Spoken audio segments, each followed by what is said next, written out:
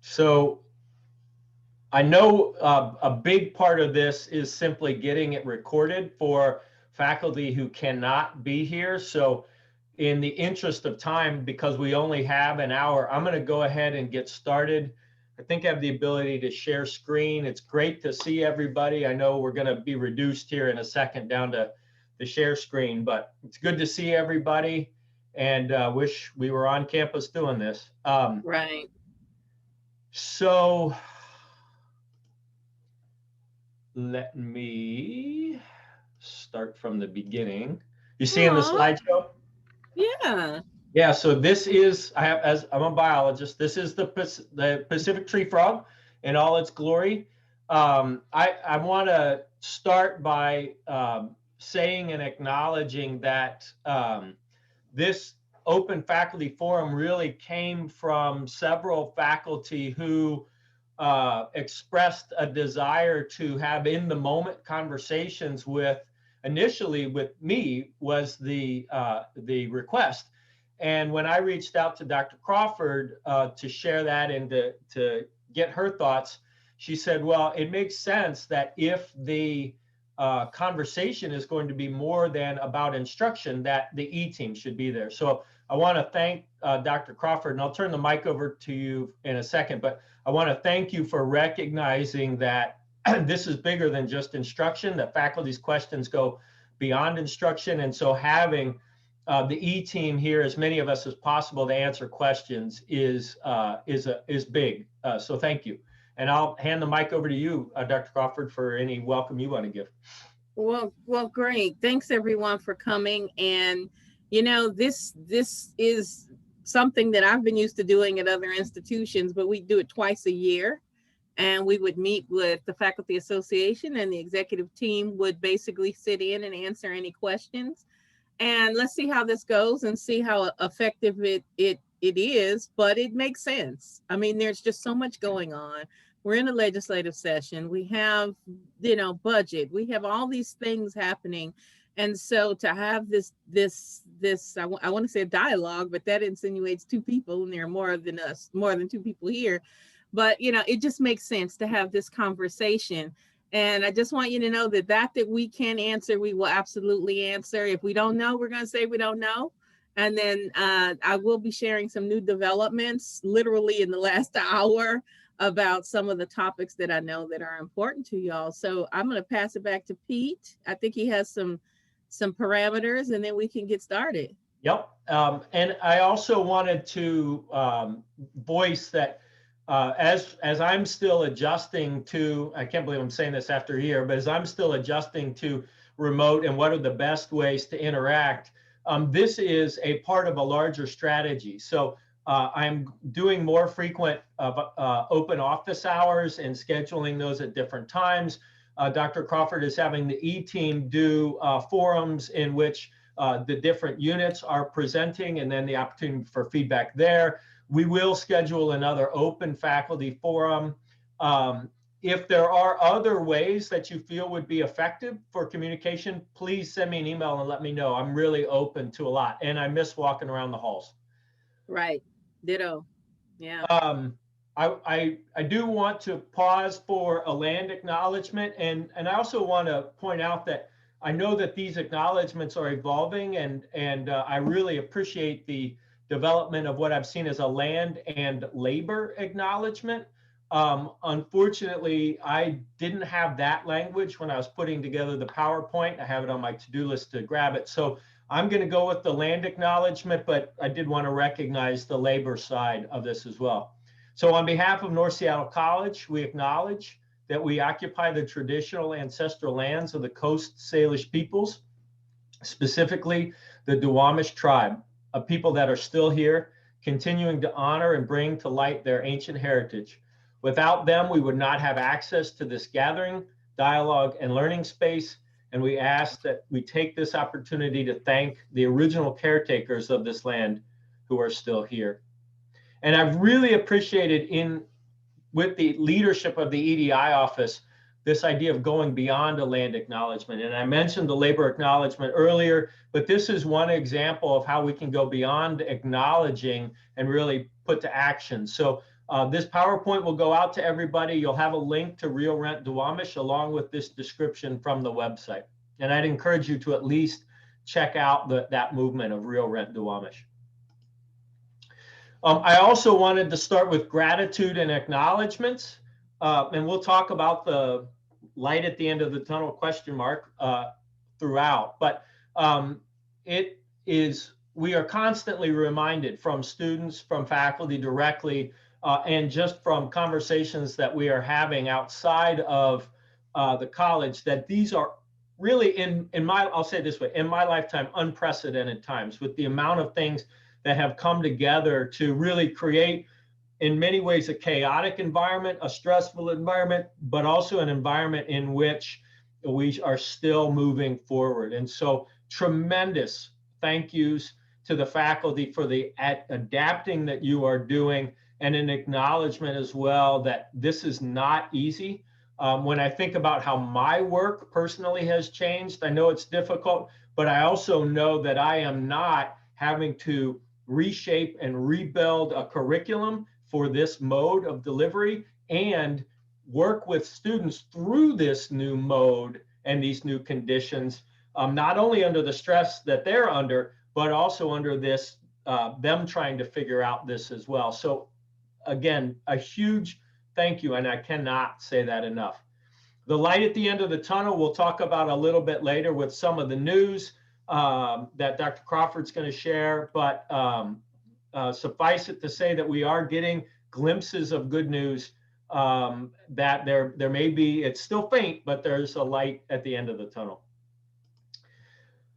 The focus of this meeting is going to be your questions, your thoughts, and your concerns. We're recording for colleagues, but this is not a meeting where the E-team is going to present for 50 minutes and then give you 10 minutes for questions. You're going to hear a couple of brief remarks from myself, from Dr. Crawford at the beginning, but then we're going to turn it over to you all for the questions. And I will go later talk about how to do that, but as a sneak peek, we're going to, if you could put your questions in chat, then that way we can track them.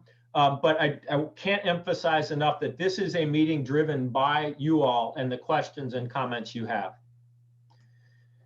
But before we get there, these are some questions that have recently been raised by faculty, and I want to briefly touch on them, and these we could dig deeper later, but again, don't want to spend too much time talking at you and want to really interact. So return to work, we obviously know, is on a lot of people's minds for spring, for summer, for fall quarters. What is that going to look like? For spring quarter, we are essentially going to be almost identical as we are in the winter. There may be a little bit of dialing up of some on-campus activities, but spring is going to look largely like the winter. Summer and fall are interesting. With summer, really the flexibility of the summer is allowing us to stay largely remote, and the fewer the classes that we offer, et cetera. But for the fall, there is a subgroup formed at the district to consider and keep in contact with the latest news as we're building the summer schedule. But for now, suffice it to say that we're trying to create a schedule that is flexible, that would allow for intermittent meetings on campus if conditions align and faculty are up for it and students are up for it. But again, we are not anticipating, even as late as the fall, that there's going to be a lot of on-campus presence instructionally. Not only do we have space issues that we have to think about, but we also have time issues. In other words, we can't go back to our regular schedule of only 10 minutes between class periods because there's cleaning that has to happen between those. So all of those are in consideration. Please know that there are groups working on fact finding as well as dialoguing. And if you ever have questions or concerns or even interest, those first go to your dean, and then the dean would be bringing them to myself and to the larger conversations. Another one that came up is vaccinations for higher ed faculty. And I want to turn over to Dr. Crawford to talk about the efforts that the larger system has made to get higher ed faculty prioritized for vaccinations.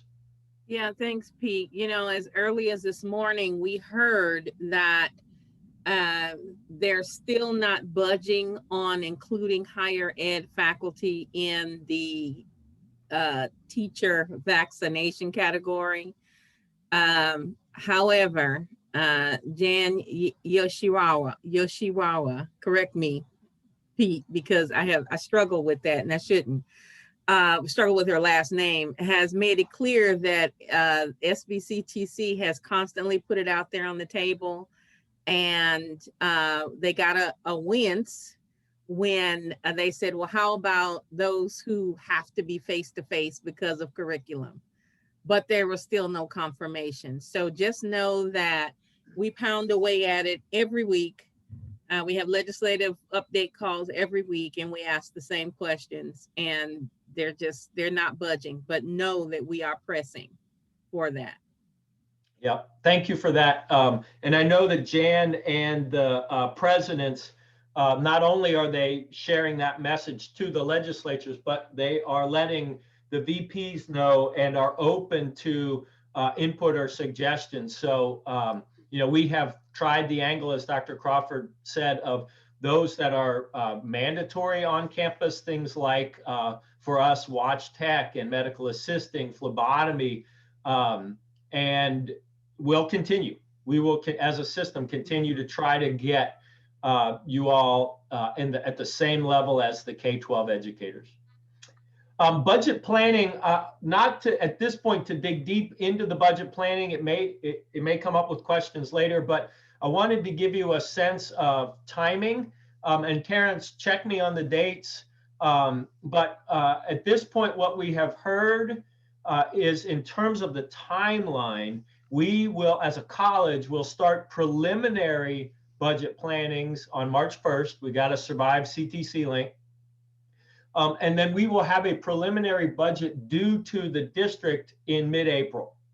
That will also allow for more information to come in from the state level about the state of the budget. And then a final budget would be due from the colleges to the board, as well as from the district to the board in September. So we will be engaging in budget planning in the spring quarter, and that will largely happen. You know, we're going to have some of the same structures in place, but also you all will be engaged at the department and division level through and with your deans as we build up an instructional budget. And then the last thing that I wanted to mention up front are the single accreditation discussions. Again, we can get into the substance of this if there are questions that come up during the rest of the time. But I did want to take a chance here to really stress and emphasize that a decision has not been made by the board about single accreditation. That where we are is just setting up what the process is going to look like to research and explore what single accreditation could mean for the colleges. And as a part of that, there will be opportunities built in for faculty and other employees to learn what is being learned, to be a part of the discussions, to provide input and feedback. We certainly appreciate the comments that have come in already, the thoughts that have come in already, but I really wanted to emphasize two things here. One is a decision has not been made. We still are working on what the board has asked for, a feasibility report. And two, there will be opportunities for faculty and others to provide feedback. And Dr. Crawford wanted to give you a chance to add anything as well. Yeah, I met with, actually before this meeting, Dr. Pan and I were meeting and talking about this very thing. We have agreed to go forward with the assessment. So what that means is that there will be a team of people put together. And again, we're not handpicking people to participate in what this assessment will look like. And it's my understanding that that will begin in March. And once we begin accepting, folks who want to participate, nominations, whatever. We'll absolutely put that information out there. But again, recognize this is just the assessment. This is a lot of work. And I said it at the board meeting earlier. This is a lot of work. And there seem to be people who assume that this is going to be a brain trust of CEC or district or administrators. There's no way possible we could move this direction without proper vetting and proper work and input, because it's a heavy lift. So just keep your eyes open for that. Again, Dr. Pan and I have sketched it out. We're going to meet with the board chair. What is this, Wednesday? So probably it's early next week. And he is going to give us a more specific direction from the board now that the decision has been made to go forward with the assessment. So stay tuned for that. We want it to be a very transparent process, but having just completed, or not even completed, but helped to embark upon a process such as evaluation of single accreditation and then agreeing to do it and moving forward, which we're not there yet. Just recognize that, a lot of folks are giving input and they want to participate, and trust me, we're, names, we're going to have to take names. This is, again, a heavy lift. And many of you are right when you say that, with CTC Link and everything that's going on, the timing is not the best. And so that is why this assessment is a good thing. The board really needs to understand what all of this means, from the student walking through the door to the student walking out the door. And we want them to have the best information so that they can make the best decision and, frankly, hopefully shut this conversation down or move forward. It's my understanding that, this system has had this conversation for years off and on, and it sounds like it's to the point of nauseum, and people need to say, okay, we're either doing this or we're not. If we're not going to do it, then let's just shut it down for another few years, or either if we're going to do it, just do it and move forward. But we recognize everyone is busy, but it sounds like this pot is just stirring, and it just needs to be addressed, and know that, even though I'm a partner in this project with the chancellor, I'm not married to single accreditation, and I'm not married to what we have now. We do have some change that needs to happen. There's no question. And I'm not convinced that single accreditation is the answer. But at the same time, I know what that looks like, and it could benefit us if it's done the right way. So that's what exploration is about. There are things that we can do. We have some choices here. If the board says no, absolutely not, we're not doing this. We all need to recognize that a no doesn't mean status quo. They've already made it clear to us that if they say no, we're not doing this, they do expect other streamlining to happen, right? And then if they say yes, emphatically, then we've got a lot of work to do. But if they say yes, but not right now, start in a few months or start in a year, but there are some things that we want you to do in the meantime, we're still going to have to look at efficiencies and effectiveness. So just know that, all of this is about change. We just have to make the right decision for the system, and us exposing them to certain information and sharing and all of that will help them make the best decision for our students and for the colleges in the system. Thank you for that. And with that said, wanted to turn it over to you all with the following rules, for lack of a better word. Please type your question in the chat, and I've seen some already pop up, and we're going to discuss in the order that they appear. And as Dr. Crawford mentioned at the beginning, we'll respond to those we can't address now with follow-up information, follow-up emails. Oh, by the way, I just thought about something. Tony Stankovich, if could you turn on the live captioning, please? Right. And then in order Can I to keep mention one more thing, Pete? Sure, absolutely, yeah. Yeah, one more thing. I apologize, and I had a note and I glanced over at it. And, I missed that one. Just an update on our library. Oh, yep. So I am, the chancellor and I have been given the heads up by Jan at SBCTC that we need to have a conversation with Senator Frock to find out where he is on the capital request from the governor. Okay. Apparently, there are individuals in both parties who are not comfortable with the capital budget proposal. The reason being is that it basically takes from future capital resources, and they're concerned about that. For those of you who aren't aware, the governor thought that it would be a good economic stimulus initiative to fund more capital projects, which basically would mean, you know, it would stimulate employment and growth. They're not so sold on that. So the chancellor and I are meeting with Senator Frock to find out exactly where we are with this, because it may be that once again, our library doesn't make the cut. We're not sure yet. And we'll find out from Senator Frock what the true word is. He is, you know, a proponent of, well, he manages the Capital Committee or Ways and Means or all of the above, and he would know. And so it's important for North, as you know, because this has been going on for a while. We're trying to plan. It costs money to do these things, to move folks and store things. And we need to have hot off the press information. So, you know, as we find out more, we will let you all know, keep the college abreast of what's happening. We are still pushing. I testified before the House and the Senate in this state regarding our project and the capital budget.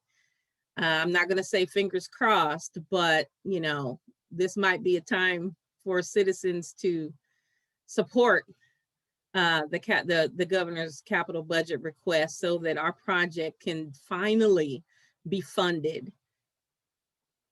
So that's where we are as of today at 11 o'clock. Nice, thank you. So then one last thing here before we jump into the questions. In order to keep the meeting as relevant to as many as possible, if there's a question that's pertinent to one person or a small group, I can set up a time, or whoever needs to can set up a time to address that. I want to recognize there's almost 40 of us in the room, and I want to keep it as relevant to everybody as possible. And I thank Brian Palmer and Ariana are going to help me keep an eye on the chat. And with that, I want to go back. I saw first a question from Nicole about the COVID vaccines. Nicole, have we addressed that, or do you have further questions? Well, I think the chart that, let's see, who was it that sent that? The chart kind of, yeah, the chart kind of says, answers the question. I don't, you know, for good or bad, that kind of tells you where we're at. Yeah, and I think I saw later, and I'm jumping a little bit, how does that influence us? And Josh, you can speak to this a little bit if you're still here.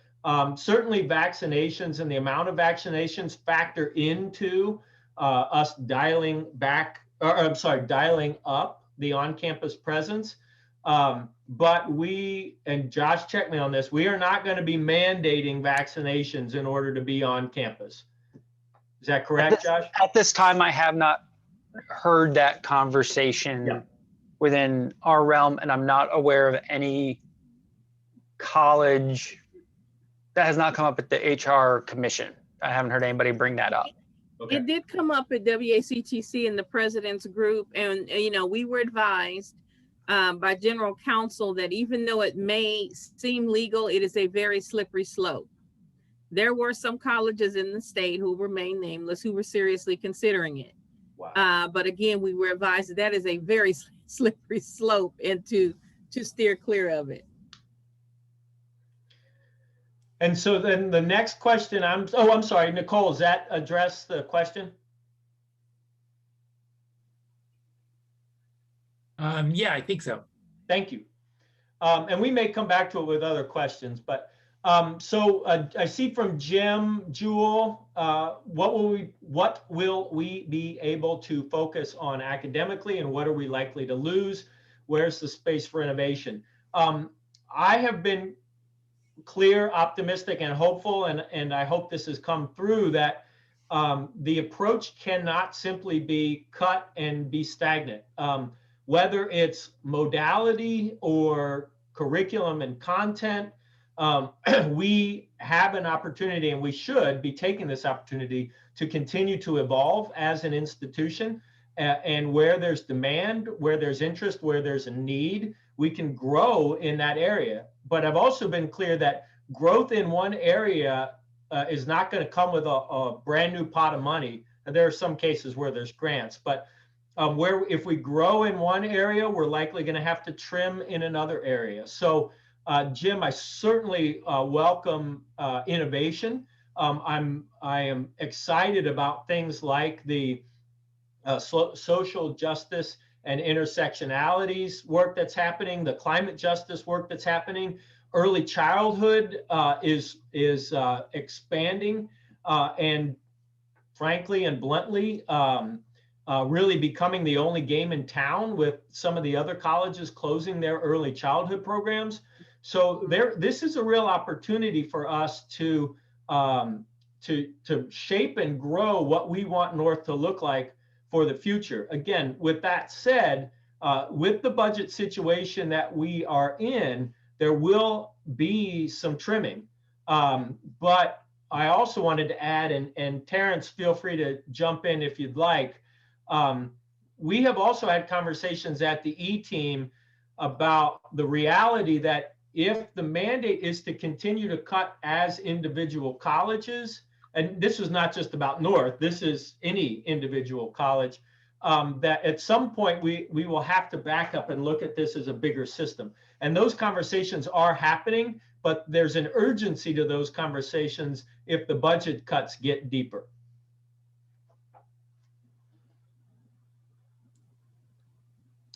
So I'm pausing, Jim, for you.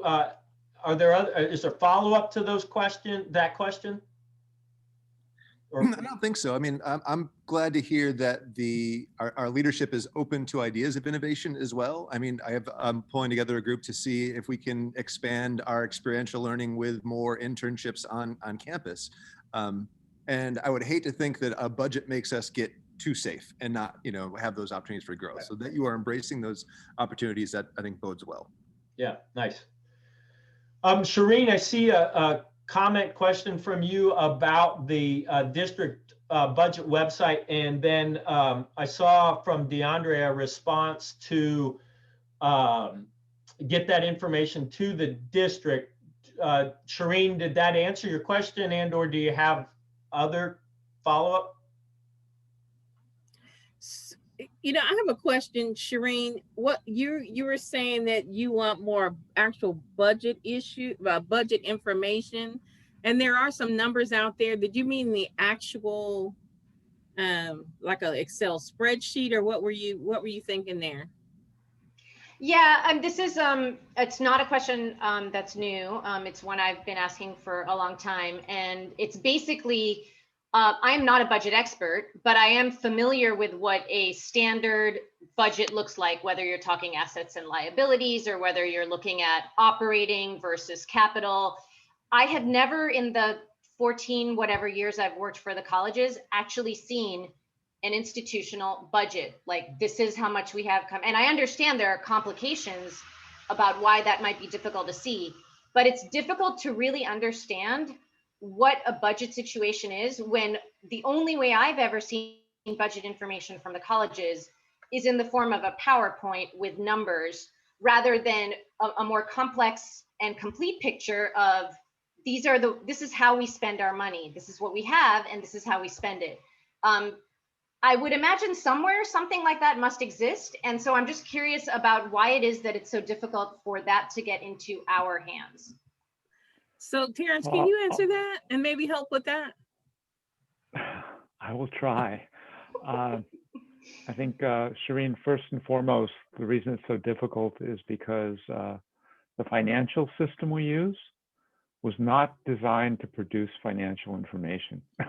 It was designed to record expenses, which means that whenever you create a budget, and I put that in quotes, there's no, you can't push a button and get a report. You literally have to build it from scratch out of lots and lots of different spreadsheets. So it's a very time-consuming process. And from what I know, at least, it's only been handled at the kind of pure mechanical level for the colleges. That said, one of the things that I think we can do once we get through the CTC Link process is to provide the kind of picture you're looking for. And I think what I hear you looking for is, where does the money go in big categories? And the category could be anything from travel to administrators to faculty. Or another slice would be student services versus instruction, et cetera. And how does that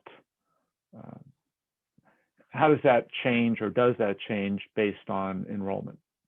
Is that a kind of a summary of what you hope to be able to see? You're on mute, Shireen. Yeah, There you sure. go. That would certainly be I think an improvement on the kinds of things we get to see now. Yeah, just really anything in context. I think that what we have typically seen as employees, setting aside what division we're in, it's just really difficult to get an actual picture of this is how much money we have for this operating year, and this is how we're currently spending it. And like you said, whether it's by division or whether it's by, employee versus other expenses or whatever, just being able to, how can we have a meaningful and useful conversation, and how can we provide feedback that's educated when we're really just looking at numbers in a vacuum? That doesn't allow, I don't think that allows us to provide useful critique or feedback, or even ask useful questions. Yeah, we should be able to put something like that together by April. If it weren't for CTC Link, we could probably do it earlier. And will CTC Link make any of that easier? I don't know if a CTC Link plays with your numbers at all, but it would be nice if that were a feature of CTC Link. I don't know if that's. It'd be very nice. How should I put this? As originally planned, it would have. I see. And it is not quite turning out as originally planned. So I'll just leave it at that. But you're absolutely right. It is something that should be, at our fingertips. One of the first things I do in taking on a role such as this is look, at the budget, look at org charts, and all of that to get the framework, if you will, get a picture. And it's been a challenge to get a picture from all of that. So absolutely, know that we want to work toward that. We're not, there's no hiding. We're looking for clarity as well. And as I mentioned in one of our talks, Terrence and I have this thing that we talk about, the rocks that we turn over, because we just learn something new every day about budget and what has happened in the past and where some things are projected to go. And we've taken corrective action as we have been able to. So thank you for that question. There's another interesting wrinkle to this when we go to the district level, and that is that the three colleges manage their budgets differently. And another good thing that the board has asked for this year is a move towards consistent practices by all three colleges, so that we and they can do an apples to apples comparison. And when they are getting their reports, there doesn't have to be as much explanation about, well, the reason there's a zero here for this college, but not for this college, is because they expensed it in this way and not this way. So that consistency at the district level, I think, is also going to help Shireen to get for us to be able to be more transparent when you're looking at that whole financial picture, not just one college. I'm seeing another question from Nicole. Has there been discussion on using what we have done to shift to virtual learning to gain a larger market share of the online learning college market? This is a really thick question right now for a number of reasons, not the least of which is we are launching an integration of the e-learning departments across the e-learning divisions across the college. And I will share a little bit of news. Dr. Crawford may have some more, and then Ariana may have a little bit more in depth.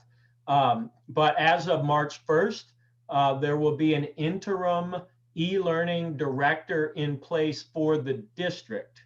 And the e-learning divisions from each college will now report through that district-wide e-learning director. The spring quarter will be a period of transition where really a lot of the, not only behind the scenes, but even front facing will be planned. And there will be opportunity for input. There are structures being put in place to provide that input. And to connect it to Nicole's question, as a part of that work, certainly the conversations about the reality of the learning delivery modes now, the comfort that some are getting with remote learning, the flexibility that allows, is all being taken into consideration. And then in addition, and this was just yesterday afternoon, most recently, the district leadership team has launched back into the SEAM reports, strategic equity-driven enrollment management, to, and this is tied a little bit to what Jim was saying as well, to re-envision the Seattle colleges in this new environment. So there's an opportunity for innovation here. I will say one other thing, and then I'll turn it over to Dr. Crawford. There is not plans to create a fourth Seattle college that would be the online Seattle college. So online teaching and learning will remain a part of each of the three colleges, North, South, and Central. And we will evolve how we do online learning as colleges and as a system. Dr. Crawford? We have been talking about Seattle colleges online, and you're going to hear that language. But as Pete says, it's not a fourth college per se. It's more like a function. And so they're still vetting that. They're still, working through what that looks like, and, how do you market it, and what exactly does it mean for students and faculty and staff. So you will hear that conversation, but again, it's being vetted, and it has everything to do with innovation. The trustees feel as though this is something that we should have embarked upon already, simply because the surrounding colleges and universities have some similar function. So again, just stay tuned for that. Those of you who are familiar with, the curriculum pieces, and it's not just about offering specific courses online, it's more like having online programs. And so, we need to figure out what that looks like, and how it, and the composition of that. So again, early phases. And one thing that I notice is that we have a habit of piling initiatives on top of each other. So we're putting e-learning together, and at the same time trying to promote Seattle colleges online. And so it really muddies the waters quite a bit. And I contend that it creates, entanglements that we don't necessarily intend. Ariana, anything you'd like to add? I would just say that the recommendation from the e-learning administrators all the way through has been to ground whatever expansions and innovations that happen in e-learning, which are going to happen. That has to happen, needs to. but the recommendation has been strongly that those are all grounded in instruction, in collaboration with instruction at the 3 colleges, and that the decision-making process for e-learning moving forward will be done in collaboration with an advisory commission or council, yet to be determined how and who is going to convene that group, but that it be populated with representatives from each of the colleges, including representatives from instruction for sure. And then the second thing that I would say is that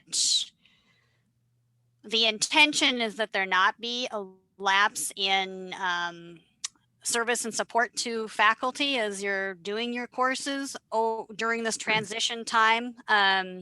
And so hopefully you won't see a whole lot of repercussion in March, April, May, while e-learning transitions in the background. And at the same time, not all the answers are found yet. There's still a lot of open questions and communication going on in the background to try to figure out best way to move forward. So at this point in time, the interim director has not yet been appointed, but that is going to happen by March 1st, as Pete said. And then once that position is in place on an interim basis, then some of the first work that that individual is going to be launching into is beginning to reorganize the staffing and the reporting and eventually the way that the budgets align and work together for e-learning across the 3 colleges. So between March 1st and June 30th, my personal role will no longer be the Dean of e-learning. Technically, I will be helping Pete out in the background and the other e-learning administrators with the transition process. So, you know, look for more language about who to contact for what, but in terms of your instruction, keep contacting your e-learning team, Kathleen and Terry and Tui and Sean and Igor. Yep, and can never take enough opportunity to thank the great work that they are all doing. I see from Marla, hi, and say hi to Larry. In the presentation, talk about upcoming decisions, not necessarily mean reducing or closing. It might mean a program will grow, elaborate, and then more specificity and transparency on the kinds of decisions being considered for our campus and which programs are affected. So working through this, another example of growth specific that you're very familiar with, Marla, is the new BAS in international accounting. And not only will we see growth in that BAS, but also I'm optimistic and hopeful and have every reason to believe that we're going to see growth in a larger accounting and business because of the because of the new BAS and the BAS in international business, along with international accounting, along with applications development and early childhood and real estate program, are really putting North on the map in the BAS game. And so leads to growth, both growth in accounting business and also in our leadership in BAS in general. The transparency, specificity about the kinds of decisions being considered for our campus, kind of a twofold answer here. One, relative to 21, 22 and beyond, we really have to have those conversations still. I will be blunt and direct here in saying that in terms of direct instruction, and I think I'm speaking for the deans when I say this as well, are really struggling with what we could look to for cutting at this point. We made some extremely difficult decisions, over the summer. And when we looked, especially in the academic transfer areas, about any further cutting, and this was revealed in the 20% and 25% budget cut plans that Brian Palmer submitted and Alyssa Agnello submitted for their divisions. We're talking about extremes, like cutting developmental math. And so the large budget cuts that may come to us are really going to have to force us to take a long look at instruction, but then also recognize where we can't make cuts. We can't cut developmental math, as an example. So the other place that my brain went is that I am and we are still working through some of the decisions that were made in the summer. I can't speak to those specifically due to the sensitivity of them, but you may hear or are likely hearing that recommendations have been submitted for some programs, and that the schedule sections have been cut in other departments or programs where we felt we could A, respond to the budget cutting needed, but B, retain our core and look to grow in other areas. So I hope that gets at your question. I'm willing, if you have a follow-up, but also want to point out that I appreciate that Terrence has given us a heads up for the budget planning process for this year, and appreciate that the board is willing to do it in stages so that we can work with the best information as proactively as possible, instead of how we had, unfortunately, how we had to react last summer in such a drastic way. I'm pausing for you, Marla. Any follow-up? Okay, and we can continue to talk. So if you want to, either you and I or a small group, let me know. We can do that too. Let me just say go ahead, something Terrence. along these lines, because the talk is always about budget, and of course, budget constraints are driving a lot of things. We need to be financially sustainable over time. At the same time, I think it's really important, as you talk about, is there opportunity for innovation and that type of thing. Really, the lens we want to view this through is through the student lens. I mean, because if we have programs that resonate with students, if they're well-designed intake models and all that, then we're going to have higher enrollment. And higher enrollment, as long as it's focused, right? I mean, if you have 20 classes and you have high enrollment, but you can have the same number of students with 200 classes or 20 classes, and one's going to be totally unsustainable financially, and the other one will be probably pedagogically unsustainable, right? You got to find the happy medium. But I think the point is that that mission that we have, the mission should drive us. And so there are some instructional programs which are going to be generating living wage jobs, right? Better than living wage jobs for students. They'll move people further in their lives. They may have lower enrollment. There may be ones that don't move people as far as in their lives, but have much higher enrollment. And we have to figure out the balance. And that's, in a sense, separate from budget, but it informs what we ultimately do. So. Is that a hand, Marla?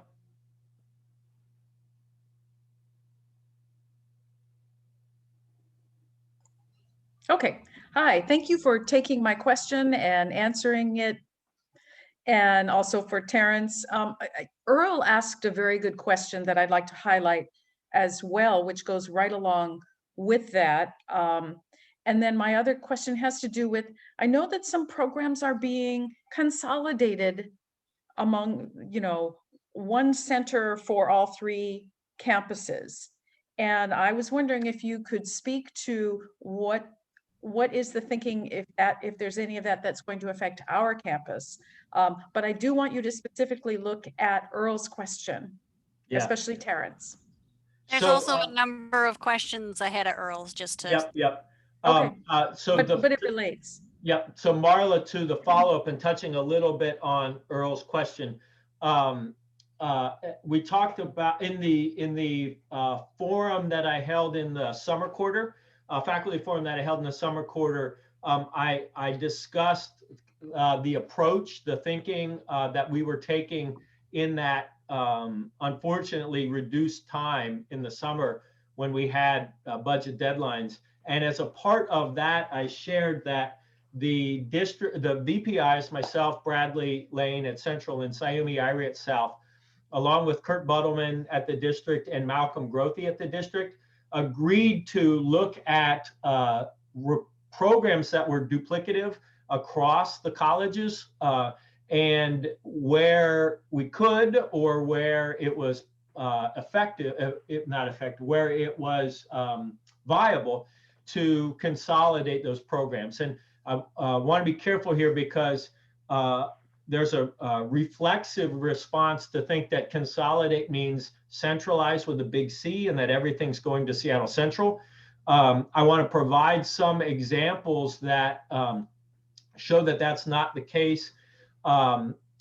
Central, with a large health medical presence and the nursing program through Pac Tower, will basically be a health med focused prof tech college. That doesn't mean that they're going to do them all. There are some unique health med programs at North and South that will remain at North and South. But where there are some duplicative programs, they are likely going to be pushed to Seattle Central. North is going to benefit from the early childhood program and changes that happen to the early childhood program at Seattle Central. And so we are looking to be, in terms of early childhood and parent ed specifically, the education hub of the district. South will, obviously with the trades, but also with the culinary program, will likely be will likely be the culinary center for the district. So those are examples to show the breadth of the conversation, but also to show that this is not just everything being moved to Seattle Central. To touch on Earl's question a little bit, unfortunately, in this big, in this environment that we're in, this can't just be about enrollments. And certainly enrollment is a factor. Faculty to student ratio are a factor. Direct costs and indirect costs are all factors. As I mentioned, duplication across the district, especially on the prof tech side, are factors. And so the while enrollment is important, it is not the sole determiner for programs. And Terrence, I didn't know if you wanted to add anything to the follow-up. Well, I'll just say, I'll echo what Pete is saying. And really, you think about it in a straightforward manner and you say, okay, if I have equal enrollment in two programs, but one of them is a program where there are 30 students on average in the classroom, and the other, there are 15 students on average in the classroom. One program, same enrollment, but one program has twice as many instructional costs as another. Then take culinary arts as an example, versus, I don't know, teaching English.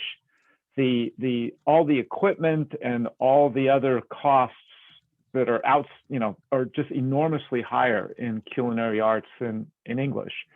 So those are just two examples of why enrollment is important, but it's definitely not the only factor. So I see a question from Cristobal relative to accreditation. Dr. Crawford, how do you see the accreditation decision affecting what we can do with our structural changes at North now? And you're on mute. There you go. Take myself off mute. Cristobal, I was typing this really, really long answer to that question for you. I didn't think we'd get there. But so a couple things. The changes that we're making right now to the structure at North at this particular time is primarily due to budget cuts and the need to provide structure for some areas that have had growth due to new grants, international function, and the fact that it's all been centralized and has been reduced by some 50% or so. So this is like a tweak, if you will. We can't leave the gaps there. The next phase of this, once the system figures out what it is going to look like, who we're going to be moving forward, and that kind of thing, then there will absolutely be additional changes. And those changes will absolutely be, I won't say caused by, but the result of the shift. So let me give you an example. The board has told Choi to get our accounting together because they are tired of trying to figure out how North budgets, how South budgets, that kind of thing. And Pete mentioned that earlier. So along with that comes the realigning, if you will, of that whole area, the whole, what we see as Terrence's area now, but Choi's area, district-wide, to streamline and make some sense of it all. That will absolutely have an impact on the campuses, because, you know, they may be considering things like, do we need a vice president of administration or not? And if we don't need one, then what does that look like on the campuses? And how is that going to look at the district level? And all of these questions need to be answered, but we have to first figure out who we are, not only as a college, and we actually have a pretty good handle on that at North, but as a system, because it's interconnected. So right now, what we're doing and the meetings that we're having really are to just kind of bring everybody to the same place. This is where we are. This is what we do. And that question did come up. You know, there isn't an awareness of the depth and the breadth of all the things that happen in the different divisions. And so before we can figure out, you know, how to align ourselves and fill some of these gaps, we must first know all the things that are happening within particular areas so that we can make sense out of how these things should be structured or aligned. And so that's why we're doing this tweak, if you will, at this point in time. You know, there'll be another movement, there's no question, but that has a lot to do with the synergy or lack thereof that's created by whatever the system is deciding it's going to be. So this is phase one, basically. We have a ways to go, but again, we can't sit in limbo as North and let these gaps happen, because there are functions that need to be fulfilled. And we need to make sense. We need to make sense to our students and to each other. And so we have to realign some things in the meantime. And I've really appreciated Dr. Crawford's leadership on this, as because I've struggled with some decisions that I've had to make where I have fear that I make a decision one way and then an accreditation decision is going to change it 2 years later.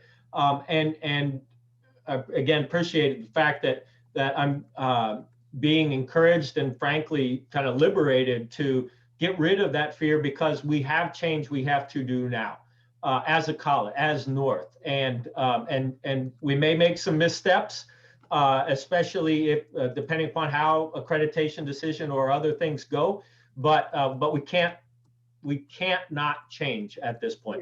Right. We can't just let those cracks just be wide open and not address some of the structural issues we've had for quite some time. Yep. Go ahead, Terrence. I'm sorry. Let me just say one thing on those structural issues. We're just as with COVID, as we're sitting there trying to figure out, well, when are we going to open, what conditions, and so on. In one way, the financial picture is much clearer because the enrollment's down, right?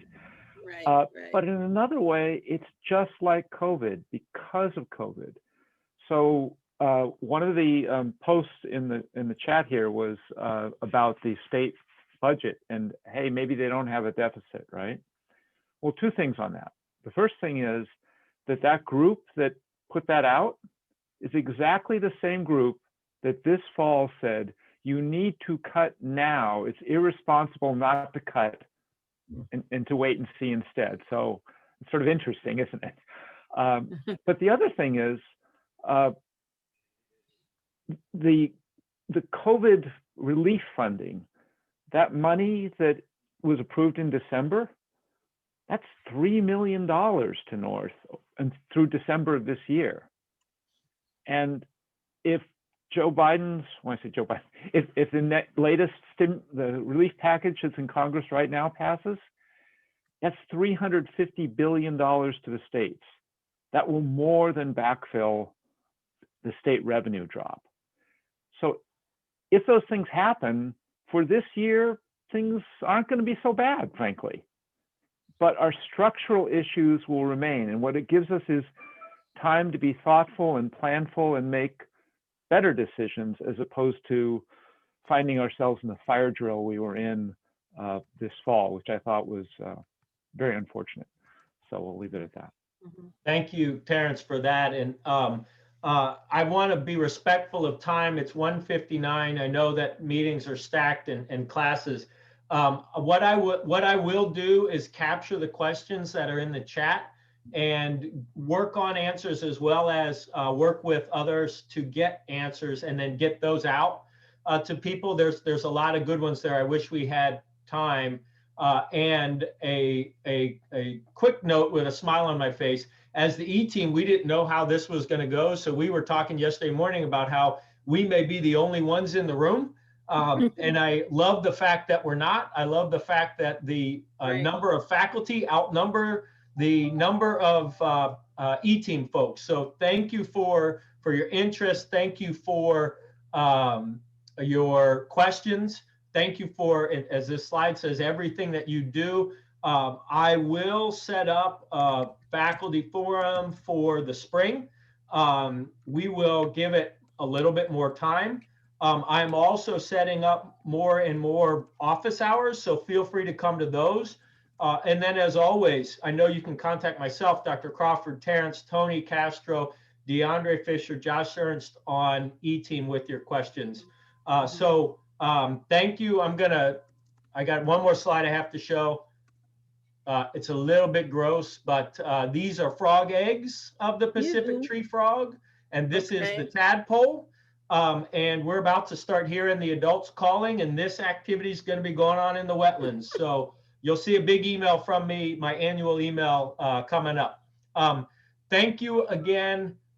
Thank you for everything that you're doing. Stay tuned for more answers to the questions. And that's all, folks. And we'll do this again. There's no question. There's so much going on. We'll need to, and we have no problem with that. So thank you for coming.